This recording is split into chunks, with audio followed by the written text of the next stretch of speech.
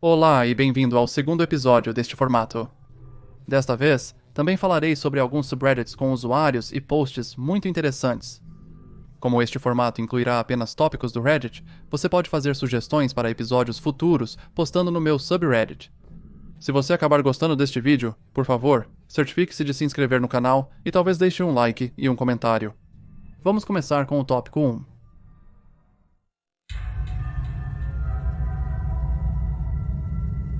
Este é um subreddit que montou a DuPont durante pesquisas sobre o usuário Cash22. O subreddit Obsessive Love contém pessoas perturbadoras. Apesar de não serem tão graves quanto as postagens de Cash22, eles ainda são perturbadores. O subreddit tem uma descrição.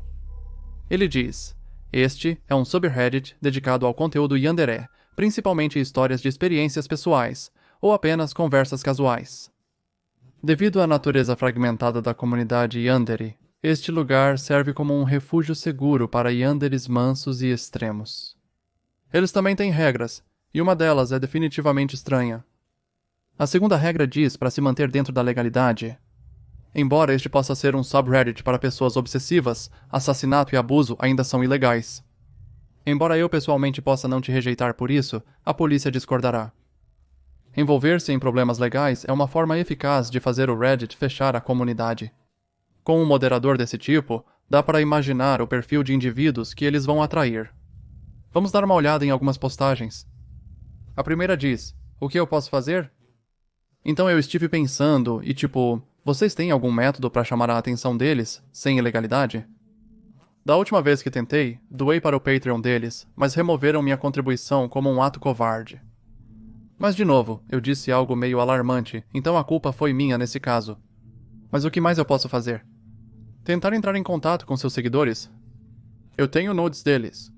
Devo enviar os nudes para ele? Ou devo enviar os meus? Eu já fiz isso antes e normalmente desperta o interesse dele. Eu conheço as informações do pai e da mãe dele também, todas as informações dele. Não quero fazer nada maldoso, mas gosto de vê-lo atrapalhado e irritado com minhas pequenas travessuras. É como se eu fosse o antagonista dele, um tipo de anti-herói de desenho animado. Ele é tão fofo, eu só quero abraçá-lo para mimá-lo e provocá-lo. Eu gosto de ser uma ameaça há cerca de 4 anos. E desde 2017 é o tempo que estou apegado a ele. Outros no sub relatam a dificuldade em lidar com essa mentalidade. Ser obsessivo não é uma fase, segundo um usuário. Eu estava ouvindo algumas músicas de amor obsessivo yandere em uma playlist que meu namorado fez para mim. Comecei a olhar os comentários, e notei uma quantidade alarmante de pessoas que comentaram coisas como lembranças da minha fase yandere do ensino fundamental, credo, ou eu.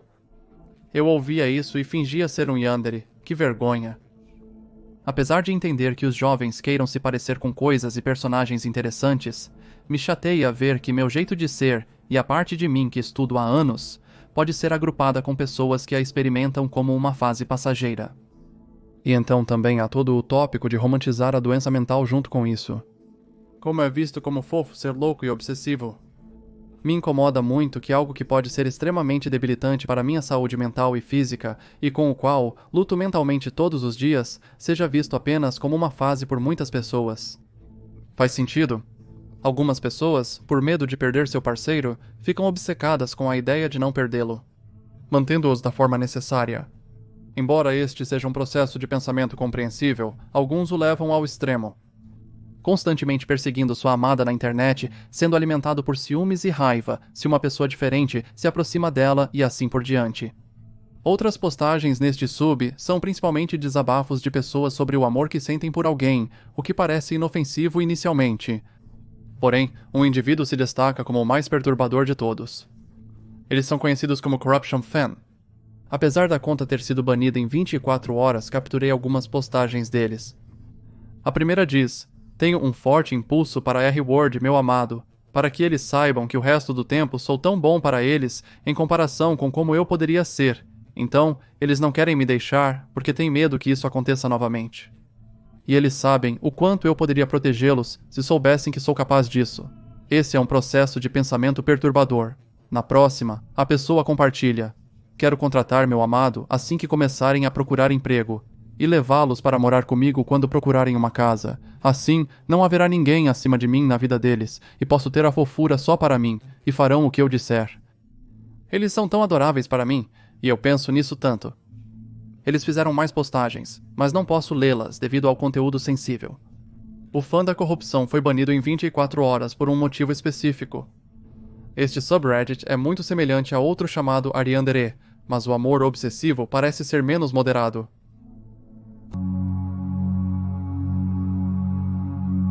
Este é um post muito interessante. Começa devagar, mas definitivamente é um dos posts mais interessantes que eu li até agora. Tem uma história louca e é altamente autêntico. Existem diversas reportagens sobre o assunto. Vem do usuário Vorazmente Vermelho. A postagem deles diz que tinha um amigo muito interessado em ocultismo. Infelizmente fui eu que o introduzi a isso. Nós tínhamos um interesse mútuo pelo paranormal e coisas estranhas, então pensei que o assunto o interessaria. Ele começou a se aprofundar no assunto a ponto de não falar sobre mais nada. Ele interrompia conversas e forçava o retorno a questões ocultas. Às vezes as pessoas passam por fases em que só querem falar sobre seus próprios interesses. Era uma ofensa principalmente perdoável. Vale ressaltar que esse amigo não tinha um círculo social amplo. Sua depressão e introversão o faziam ficar muito em casa. Ele não era muito sortudo nos relacionamentos com mulheres. O mundo dele era limitado, e eu gostava de sair com ele, então me esforcei para ser um bom amigo. Não quis ignorá-lo porque ele estava agindo mais estranho que o normal. A situação piorou quando ele começou a usar dimetiltriptamina. Para aqueles de vocês que não estão familiarizados com a substância, quando você a fuma, é transportado para um mundo diferente, um novo plano de existência. Seu corpo e você mesmo não existem mais. Você está apenas explorando este sonho de realidade alternativa. As pessoas veem uma variedade de coisas lá. Imagine o impacto de fumar isso mais de 30 vezes ao dia na saúde de uma pessoa. Ele tinha conversas de 1 hora com entidades em seu quarto, mesmo sem estar sob efeito de dimetiltriptamina. Fiquei muito alarmado ao ouvir tudo isso, e disse a ele que precisava fazer uma pausa séria. Nenhuma substância por uns meses, para que ele reencontre um terreno firme na realidade. Nesse ponto, eu ainda saía com ele porque era óbvio que precisava de ajuda, e como mencionei, não tinha muitos amigos. Ele era a ovelha negra da família, então eu sabia que não estava recebendo apoio deles. Ele era muito próximo da irmã, e eu a contatei no Facebook para expressar minhas preocupações. Eu a incentivei a convencê-lo a buscar ajuda psiquiátrica, pois ele estava passando do limite. Não sei se ela levou minhas mensagens a sério, pois não nos conhecíamos bem. Além disso, ela é pelo menos 6 anos mais nova que nós, e talvez não tenha compreendido a gravidade da situação. Enfim, avançarei para a parte em que as coisas começam a ficar realmente assustadoras. Meu namorado havia combinado de sair com nosso amigo no parque. Não queria ir, pois sentia que precisava de um descanso dele e de suas reclamações sem sentido. Naquele dia não consegui lidar com a situação. Meu namorado minimizou a situação, e fomos mesmo assim. Chegamos ao parque e ele está como sempre, falando sem parar sobre o Egito e deuses inventados, que só ele conhecia a verdade. Ele também tinha sua grande faca de caça, com a qual ficava mexendo o tempo todo enquanto caminhávamos. Ele nos disse que vinha usando-a em magia cerimonial, e que isso o ajudava a banir pensamentos negativos. Isso me deixou extremamente desconfortável. Ele fazia essa coisa onde pegava a faca e fazia movimentos de esfaqueamento perto do coração ou da cabeça como se estivesse se esfaqueando de brincadeira. Tudo isso enquanto conversava comigo ou com meu namorado. Acho que estávamos tensos e não sabíamos como agir a respeito. Tentei distraí-lo com outros assuntos que poderiam interessá-lo, mas ele continuou com seu ritual. Estávamos caminhando em uma trilha, então não podíamos simplesmente dizer adeus ali. Tivemos que voltar para o nosso carro e deixá-lo no carro dele. Meu namorado sugeriu que almoçássemos depois da caminhada, apesar do meu olhar que dizia: "Por que você acha que quero passar mais tempo com esse maluco?" Mas não deve ter sido muito eficaz, ou meu namorado estava ignorando. Enfim, entramos no carro para almoçar. Eu dirigia o carro, meu namorado estava no banco do passageiro e nosso amigo estranho no banco de trás. Ao passarmos por uma área movimentada da cidade, com lojas e restaurantes, ouço o som característico de uma fivela de cinto sendo aberta. Então eu ouço um som horrível. Espiei de canto de olho e confirmei minhas suspeitas. Ele estava se masturbando descaradamente no nosso banco de trás. Quero dizer, calças totalmente abaixadas, bunda nua no assento. batendo tão forte parecia que ele queria arrancá-lo. Instantaneamente, senti um enjoo e toda a energia nervosa que tive durante o dia subiu para a minha cabeça. Eu tentava não tremer e ignorar isso enquanto dirigia no trânsito pesado. Acho que tive uma reação de congelamento. Eu não parava de pensar na enorme faca que ele tinha no bolso, e ele claramente estava completamente fora de si. Eu tinha medo de dizer algo ou confrontá-lo, pois não sabia como ele reagiria. Essa parte é loucura, mas meu namorado não percebia e continuava falando sem parar sobre sabe-se lá o quê. Não conseguia ouvir porque meus pensamentos estavam completamente focados em dirigir e tentar agir como se não soubesse o que acontecia no banco traseiro. Chegamos ao restaurante e meu namorado corre para dentro pegar comida. Ficando só com nosso amigo no carro, finjo mexer no celular, mas na verdade estou prestando atenção ao máximo. Nós não conversamos. Meu namorado volta e eu reclamo do dia longo. Estou cansado. Vamos deixá-lo, etc. E então eu nos levo de volta ao carro do nosso amigo e ele não sai do nosso veículo. Ele apenas fica lá sentado. Eu tenho que ser um pouco rude e pedir para ele por favor sair e ir para casa. Ele sai do nosso carro e caminha até o lado do passageiro dele. Começo a ficar muito assustado e a suspeitar do pior. Ele pega uma arma de uma bolsa no assento e caminha até o nosso carro com ela. Não sei por que eu fiz, mas estava tão irritado que simplesmente saí do carro e fui direto até ele. Eu estava talvez a 1 metro de distância e pude ver que estava carregada. Eu perguntei a ele várias vezes, "O que você está fazendo?" Porque aparentemente era tudo que meu cérebro conseguia pensar em fazer. Eu mandei ele entrar no carro e ir para casa. Ele nunca disse nada durante todo esse tempo. Chorou e tinha um olhar selvagem nos olhos. Por algum motivo, ele voltou para o carro e partiu. Eu disse ao meu namorado que obviamente nunca mais sairíamos com ele e que eu nem queria que ele falasse com ele novamente. Meses se passam e ocasionalmente ele me manda mensagens pelo PlayStation ou serviço de mensagens curtas. Ele fala muita coisa aleatória e eu apenas ignoro. Ele se mudou para o Tennessee, perto de Nashville. Eu não sei porquê. Ele morava com um colega de quarto e a namorada deles. Não tenho certeza sobre a situação. Eu acho que talvez ele esteja mudando sua vida e começando do zero lá. Acho melhor cortar o contato e deixá-lo se reagrupar. Não tenho interesse em amizade com ele, e sei que ele precisava de uma ajuda além da que eu poderia dar. Novamente, eu entro em contato com a irmã dele e a informo que ele tinha uma arma. Ela conseguiu pegá-la dele, mas no final não adiantou muito. Recebo uma ligação por volta das 11 da noite que me acorda. É um homem alegando ser um detetive em Gallatin, Tennessee, e meu coração dá um pulo. Começo a suar e pergunto de imediato o que houve. Aparentemente, meu ex-amigo tirou a vida de alguém no dia do Halloween. Desconheço todos os detalhes e há poucos artigos sobre o assunto. Tudo isso é surreal, e sinto que tive sorte de não ter sido baleado no verão passado. Essa história acabou sendo bem mais longa do que o esperado, mas é isso. Depois desta postagem, uma pessoa compartilhou um link para um artigo, e o autor confirmou que essa pessoa era realmente quem ele mencionou no post. Segundo a notícia, 28 anos foi acusado de homicídio criminal após um esfaqueamento fatal na Peninsula Drive, em Gallatin, Tennessee. A vítima era seu próprio colega de quarto. Curiosamente, quase não há informações ou histórico oficial sobre Cody. É ainda mais interessante ter um Redditor compartilhando uma experiência direta com o perpetrador. Esta é uma das postagens mais interessantes que li, especialmente por sua autenticidade. Não há como garantir a veracidade total do relato do usuário do Reddit, mas considerando todos os fatores, parece bastante autêntico e real.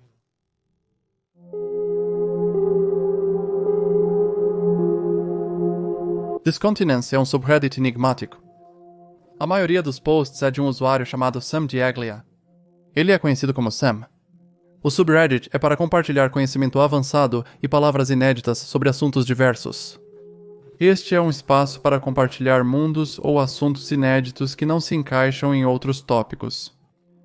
Espaço para divulgar e acessar tópicos recentes. No entanto, eu, como criador, também forneço ferramentas para você criar seus próprios assuntos de mundo novos ou outras inovações gerais de tópico. É melhor trocar para novas postagens ao navegar. A popularidade não é o melhor critério de descoberta. Apesar de ele afirmar que a principal descoberta é enganosa, a postagem mais votada é dele mesmo. Ele diz: "Antes de fumar meu esperma misturado com sal, água de bong e açúcar, eu tentei apenas aquecê-lo com um rasgado. Meu esperma, em desaprovação, decidiu quebrar meu copo de vidro grosso por conta própria enquanto queimava. Depois que expliquei, eles entenderam e não quebraram meu cachimbo, pois sabiam que eu os amava. Ele anexa uma imagem do que acabou de descrever, mas acho que não posso mostrá-la aqui. De qualquer forma, ele adicionou um pouco mais nos comentários. Ele diz que avisou que eles precisavam achar um modo de retornar ao seu corpo, pois a vida é difícil e pode te surpreender. Então é melhor você estar preparado para sobreviver.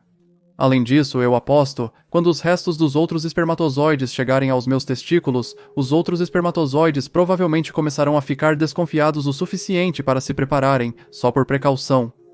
Senão eles podem nem mesmo conseguir, porque e se eu me masturbasse naquele dia? Eles têm que voltar para os meus testículos naquele momento, ou estão ferrados, não estão? Então isso ensina ao meu esperma que a vida é dura e que é preciso se adaptar para sobreviver. Então eles estarão prontos para os anos seguintes, que são ainda mais arriscados e perigosos do que hoje. O problema com o Sam é que ele frequentemente responde às postagens em seu subreddit de forma muito peculiar. Ele parece ter dificuldade em manter uma discussão coerente.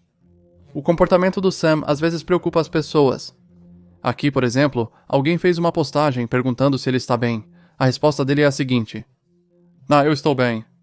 Sinto que estão deixando os pobres passarem fome porque não abriram o refeitório comunitário hoje na minha cidade.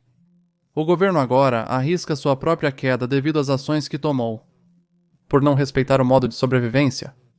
Eles não estão mais permitindo que as pessoas comam. Eles não estão mais fazendo seu trabalho.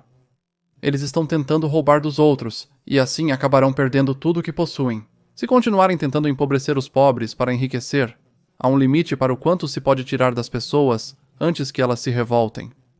É por isso que vidas estão sendo tiradas nas ruas neste momento. Como você pode ver, o original pôster nem mesmo entende exatamente ao que Sam respondeu. Foi mencionado que Sam parece não estar completamente atento ao responder às pessoas. Apesar de sua resposta parecer aleatória, ele tem várias respostas sem sentido. Sinceramente, vá até o subreddit e leia alguns posts e respostas. É realmente louco o quão detalhadas são suas respostas às perguntas mais banais. Se for lá, lembre-se de respeitar e não assediar ninguém.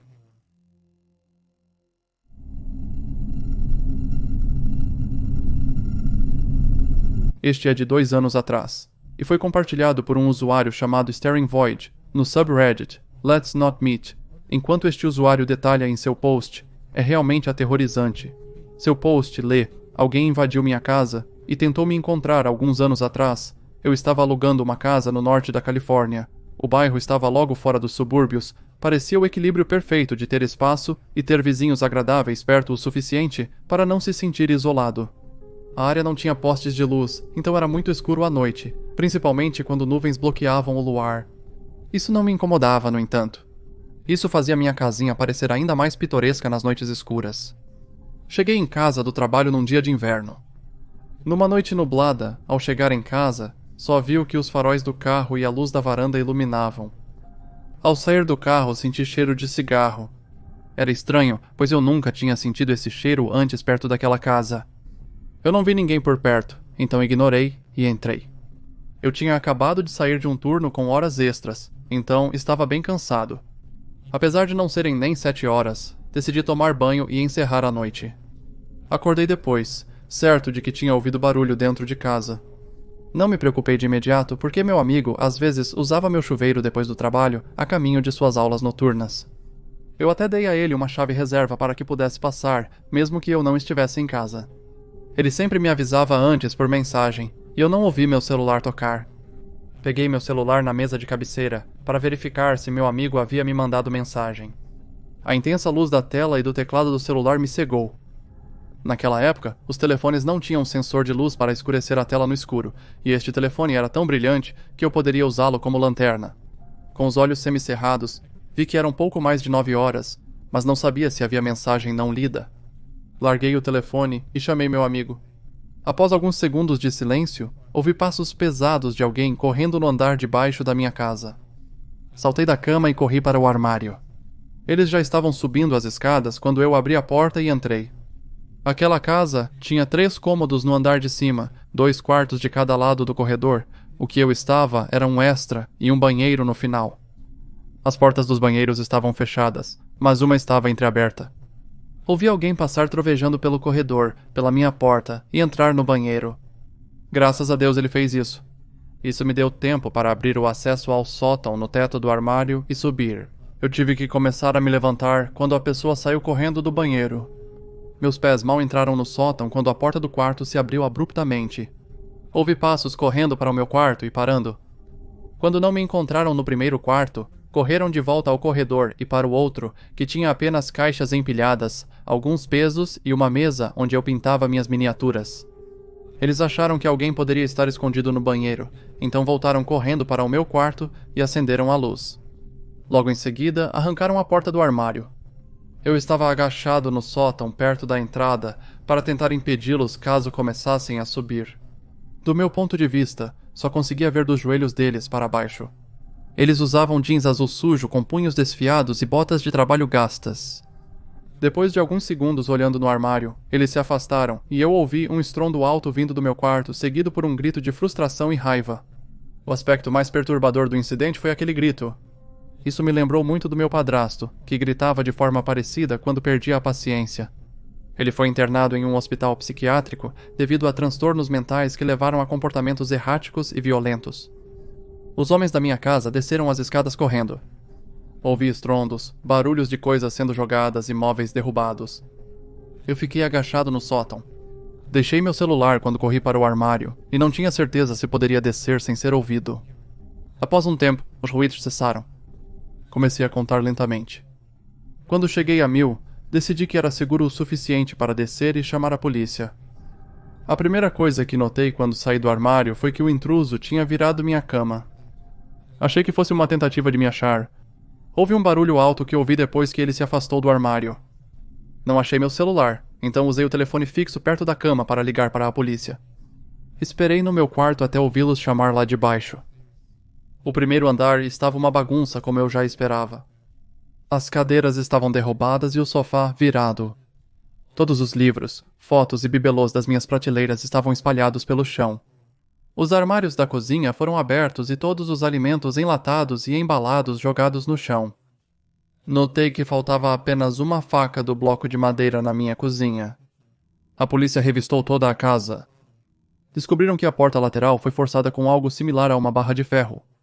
Eles também encontraram bitucas de cigarro, papel alumínio e um tubo de caneta vazio ao longo da minha cerca, que a polícia disse que as pessoas costumam usar para fumar substâncias, sugerindo que ele estava observando minha casa por um tempo. Percebi que ele deve ter fumado um cigarro lá fora quando cheguei em casa. Eles recolheram as evidências, sugeriram que eu ficasse com familiares ou amigos naquela noite e consertasse a porta rapidamente. Optei por simplesmente não dormir. Usei uma prateleira para travar a porta quebrada e passei horas limpando tudo. Eu ia até a janela com uma lanterna e iluminava a cerca onde a polícia achou as bitucas de cigarro e o papel alumínio, mas não vi nada. No dia seguinte, liguei para consertar a porta e instalar luzes de movimento nos fundos e laterais da casa. Passei um cabo de telefone para o sótão e adicionei uma linha fixa. Nunca mais quis ficar lá em cima sem telefone. Mas nada mais aconteceu naquela casa. Morei lá por mais 3 anos sem incidentes. Uma precaução adicional que tomei foi praticar sair da cama, ir ao armário e subir para o sótão o mais rápido e silenciosamente possível. Continuei mesmo após a mudança, só que agora vou para um espaço apertado no fundo do armário em vez do sótão. Evito pensar no que teria acontecido se eu demorasse um pouco mais para chegar ao sótão ou se ele não tivesse ido ao banheiro no final do corredor antes. Honestamente, isso parece mais uma boa história do que uma real, então tome cuidado ao acreditar nela. Essa situação pode parecer mais uma boa história de livro do que algo completamente real. Nas respostas, afirmou que não recebeu o retorno da polícia, sugerindo que talvez nem tenham coletado impressões digitais. A teoria de que o autor do crime poderia ser um viciado foi mencionada várias vezes por outros Redditors e pelo próprio original poster, mas não há provas disso. Se você chegou até aqui, muito obrigado por assistir. Se ainda não se inscreveu no canal, inscreva-se.